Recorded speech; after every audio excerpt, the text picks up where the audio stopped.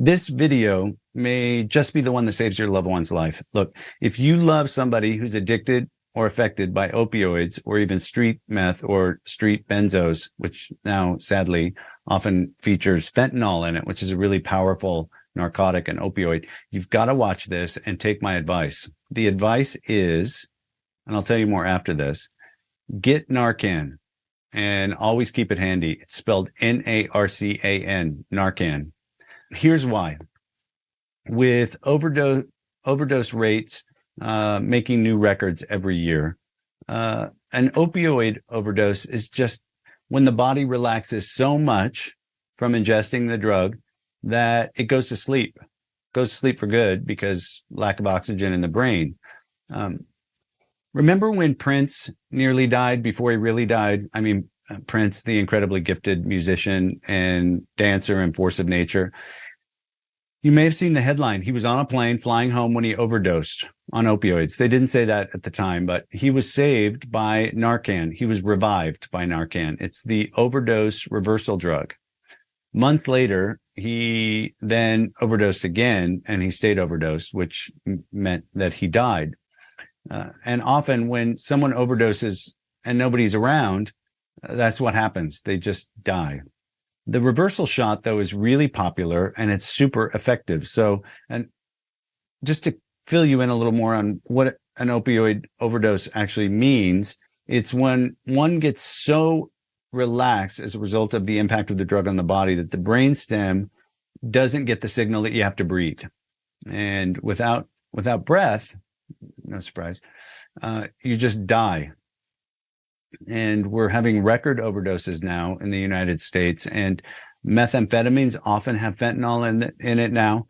Street drugs, street versions of benzodiazepines like Xanax and Klonopin and even Valium are these days often including fentanyl in them. And so an opioid overdose doesn't just mean that your loved one who only uses benzos, street benzos, is going to be immune from. There are a few rumors out there about Narcan, so I want to take a few minutes to talk about it. Here's what it is. This is Narcan. It's like a little nasal spray in a little blister pack. And I'll tell you why it's important to know about it, how to use it, and what it's not. So first of all, what is Narcan? It stands for naloxone hydrochloride nasal spray. This is nasal spray. It's a prescription drug that you don't need to use a prescription for anymore. I always have it on me, and I always carry the nasal spray. It's also available in an injectable form, but the nose spray is so much easier to use that I want you to select this, not the injectable. It's too stressful to use the injectable. You worry about going through clothing. You worry about, will the needle bend? You worry about stabbing someone with a needle. If you're not good with needles anyway, it's a nightmare. So go with this version. It's nasal spray. Literally, this goes in the nose. You push this and it delivers 4 milligrams of Narcan into the person's nose. It's been around since the early 70s, and it's used for the treatment of opioid overdose. It's used all over the United States, all over the planet. And if someone you love overdoses, it will save their life. This is a 4 milligram dose of naloxone or Narcan. It has an expiration date of 9/23, and I bought this summer. So I don't know exactly how new it was when I bought it, but it has a shelf life of a couple years. It's available with or without a prescription, and it's legal. And there are a lot of myths out there that it's illegal, that it's a drug to get high, that it's addictive. None of that is true. It's legal. It's widely available. It only works to reverse the effects of an opioid overdose. But remember, I said that often fentanyl is leaking into or included in meth, makes it smoother, or street versions of counterfeit versions of benzodiazepines like Klonopin and Xanax and Valium, which frequently have fentanyl in them too.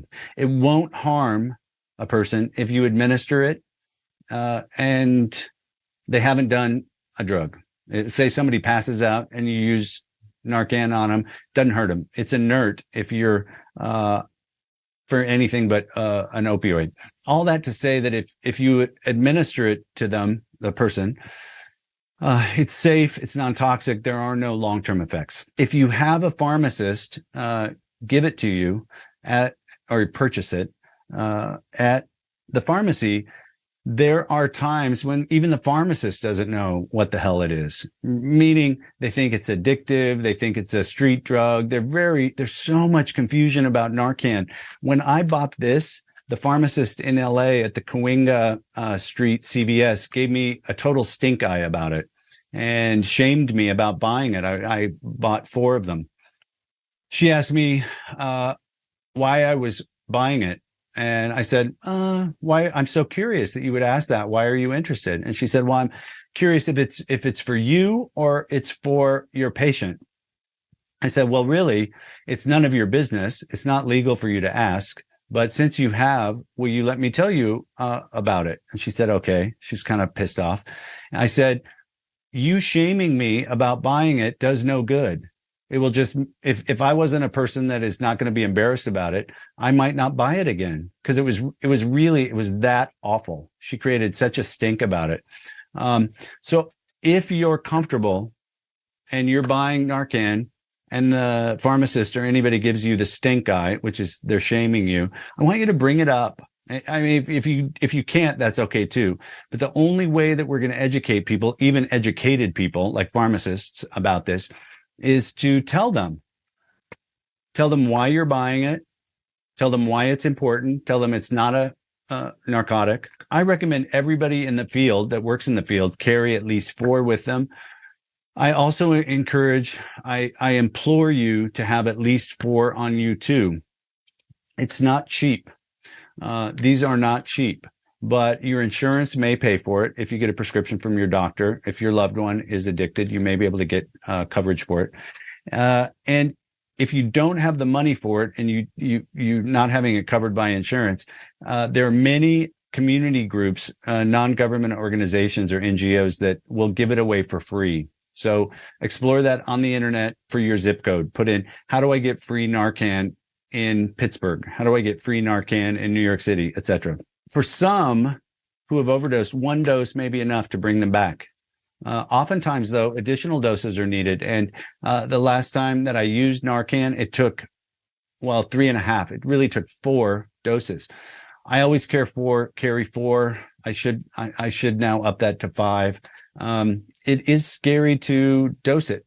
It is scary to use it, but you just peel the back off. You stick the nipple right in the nose, and then you push the plunger and it administers the drug. And if the person is not revived, you take the other one and the 3rd one and the 4th one if necessary, because the response is based on how much of the drug is in the body. That Narcan will counteract it, but it has to keep up with the amount of opioid in the body. So if 1 doesn't work, use a 2nd. If 2 doesn't work, use a 3rd. If 3 doesn't work, use a 4th. How it works, the spray is absorbed right in the nasal membranes and it begins working immediately. So it'll bring somebody back to consciousness. How it works in real life, you find somebody who's unconscious, you suspect an overdose, call 911 first, get them moving to you. And then you want to try to clear the pathway. Sometimes people, when they overdose, will vomit or gurgle up something that will obstruct the airway, then administer the Narcan. It's really important that you do both those things, but dial 911 first so that help is on the way. Best case, they wake up.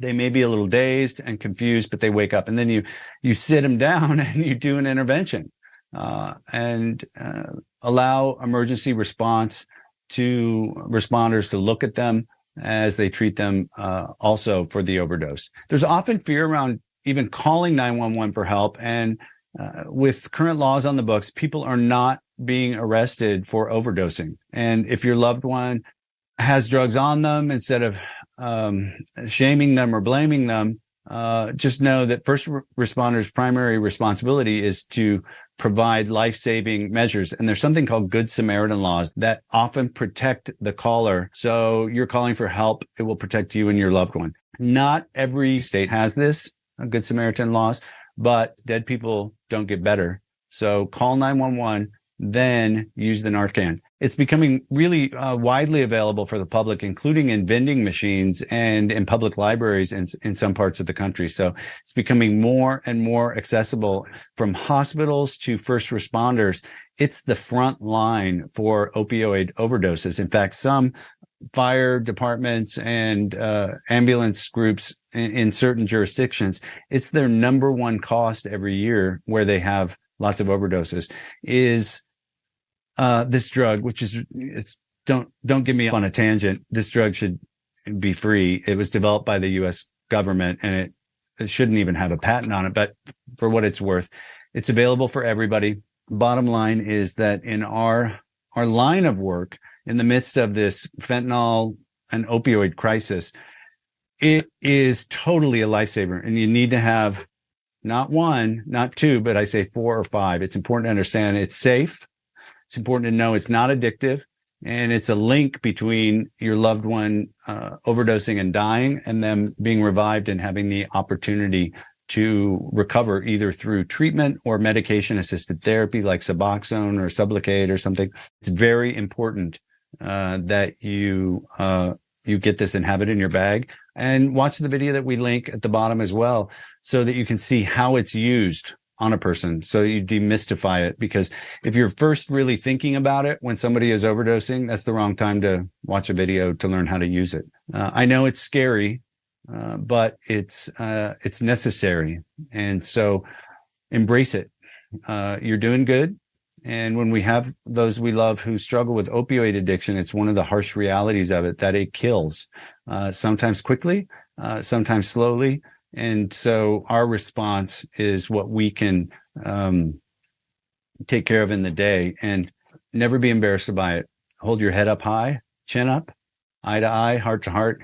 Give the pharmacist your eyewitness account of that it's not addictive and that it's legal, and that your hope is that they would encourage people to buy it to save lives, not shame people into not buying it.